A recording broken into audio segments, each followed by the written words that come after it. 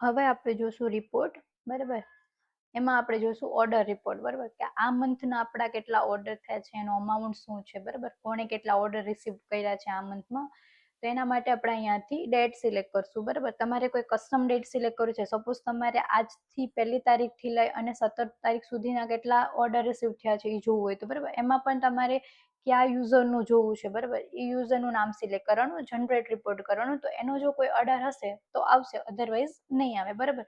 હવે તમારે એમાં જોવું છે કોઈ બીજા પર્સનનું, તો તમે જનરેટ રિપોર્ટ કરશો તો એનું આવશે, બરાબર.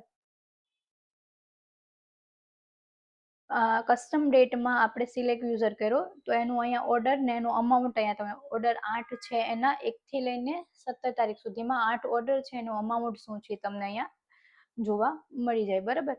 હવે તમારે એવી જ રીતે અહીંયા યુઝરનું નેમ પણ લિસ્ટ પણ આવી જાય કે ભાઈ એના કેટલા ઓર્ડરના કાઉન્ટ છે, એના ઉપર તમે ક્લિક થઈ જાઓ તો તમને બતાવે કે કયા કયા ડેટ ઉપર કેટલું અમાઉન્ટ છે, ક્રિએટેડ ક્યારે થયું, મોબાઈલ નંબર અને કયો કસ્ટમર છે એની લિસ્ટ તમારે જોવી હોય તો બી તમને મળી જાય, બરાબર. અહીંયા તમને રિપોર્ટમાં તમને મળી જાય કે ભાઈ ઓર્ડર 8 છે, અમાઉન્ટ આટલું છે, બરાબર. એની નીચે તમને મળી જાય કે યુઝર નેમ શું છે, યુઝરનું નામ આવશે અને કેટલા ઓર્ડર કર્યા છે ઈ અને ટોટલ અમાઉન્ટ, ઈ પણ કેટલા 8 ઓર્ડર કેટલા છે ઈ જોવો હોય તો તમને અહીંયા નીચે મળી જાય, બરાબર. આ છે ઓર્ડર રિપોર્ટ.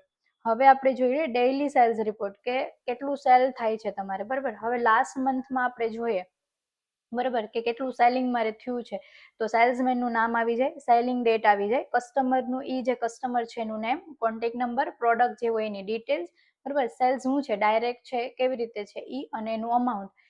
હવે તમારે કેટલા સેલ્સમેન છે ઈ જોવું હોય તો એનું અમાઉન્ટ કેટલું થયું છે તમારું, ગયા મંથમાં કેટલું સેલિંગ થયું છે ઈ જોવું હોય તો તમે અહીંયાથી ડેઈલી સેલ્સ રિપોર્ટમાંથી તમે જોઈ શકો, બરાબર. હવે પ્રોડક્ટ ઇનસાઇટ રિપોર્ટ છે કે આ મંથમાં તમારી કઈ પ્રોડક્ટ સૌથી વધારે જે છે એ ફેમસ થઈ છે, બરાબર. એમાં તમને ક્વોન્ટિટી વાઇઝ અને પ્રોડક્ટ વાઇઝ તમને મળી જાય, બરાબર. હવે મેં લાસ્ટ મંથનું કર્યું છે તો કે આટલી પ્રોડક્ટ છે એટલી જે છે એમાંથી આટલી પ્રોડક્ટ છે એ અમાઉન્ટ વાઇઝ ફેમસ થઈ છે અને આ ક્વોન્ટિટી વાઇઝ ફેમસ થઈ છે, બરાબર. એનું તમને અહીંયા ફિગર વાઇઝ મળી જાય કે એટલી પ્રોડક્ટ છે એમાંથી સૌથી વધારે જે છે એ આ પ્રોડક્ટ જે છે અમારી રેવન્યુ વાઇઝ સૌથી વધારે ફેમસ થઈ છે, બરાબર. આ ટોપ 10 પ્રોડક્ટ અહીંયા તમને જોવા મળશે. આ છે પ્રોડક્ટનો રિપોર્ટ છે. એમાંય તમારે યુઝર વાઇઝ જોતું હોય તો એ યુઝરને સિલેક્ટ કરવાનું લાસ્ટ મંથમાં કે ઈ કઈ પ્રોડક્ટ છે જે છે કે ઈ યુઝરે જે ફેમસ કરી છે, બરાબર. કે 3 પ્રોડક્ટ છે એ અમાઉન્ટ વાઇઝ આનું સૌથી વધારે અમાઉન્ટ છે અને આ ક્વોન્ટિટી સૌથી વધારે છે આ પ્રોડક્ટની, બરાબર. આ છે પ્રોડક્ટનો રિપોર્ટ.